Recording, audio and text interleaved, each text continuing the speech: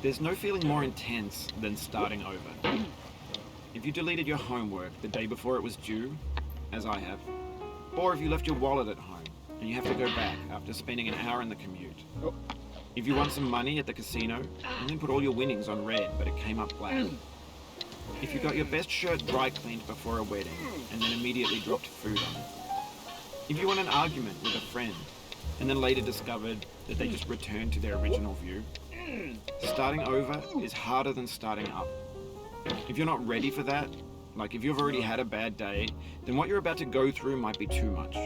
Feel free to go away and come back. I'll be here. Alright, thanks for coming with me on this trip. I'll understand if you have to take a break at any point. Just find a safe place to stop and quit the game. Don't worry, I'll save your progress, always. Even your mistakes. This game is a homage to a free game that came out in 2002, titled Sexy Hiking.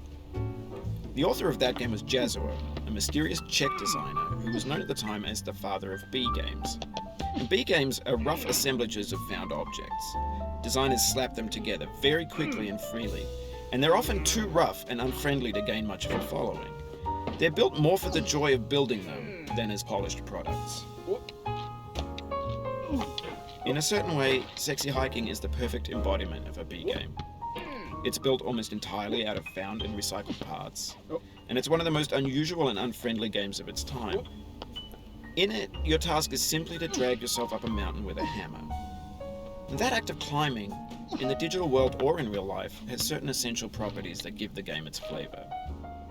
No amount of forward progress is guaranteed. Some cliffs are too sheer or too slippery, and the player is constantly, unremittingly in danger of falling and losing everything. Anyway, when you start Sexy Hiking, you're standing next to this dead tree that blocks the way to the entire rest of the game. It might take you an hour to get over that tree, and a lot of people never go past it. You prod and you poke at it, exploring the limits of your reach and your strength, trying to find a way up and over. And there's a sense of truth in that lack of compromise. Most obstacles in video game worlds are fake. You can be completely confident in your ability to get through them once you have the correct method or the correct equipment or just by spending enough time. In that sense, every pixelated obstacle in Sexy Hiking is real. The obstacles in Sexy Hiking are unyielding, and that makes the game uniquely frustrating. But I'm not sure Jazuo intended to make a frustrating game.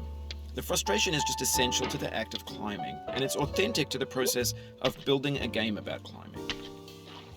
A funny thing happened to me as I was building this mountain. I'd have an idea for a new obstacle, and I'd build it, test it, and it would usually turn out to be unreasonably hard. But I couldn't bring myself to make it easier.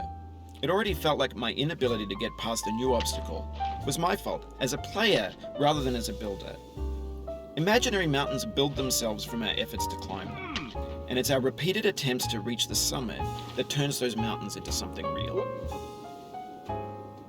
When you're building a video game world, you're building with ideas, and that can be like working with quickset cement. You mold your ideas into a certain shape that can be played with, and in the process of playing with them, they begin to harden and set until they're immutable, like rock. And at that point, you can't change the world. Not without breaking it into pieces and starting fresh with new ideas. For years now, people have been predicting that games would soon be made out of prefabricated objects, bought in a store and assembled into a world. And for the most part, that hasn't happened, because the objects in the stores are trash. I don't mean they look bad or that they're badly made, although a lot of them are. I mean they're trash in the way that food becomes trash as soon as you put it in the sink. Things are made to be consumed and used in a certain context, and once the moment is gone, they transform into garbage.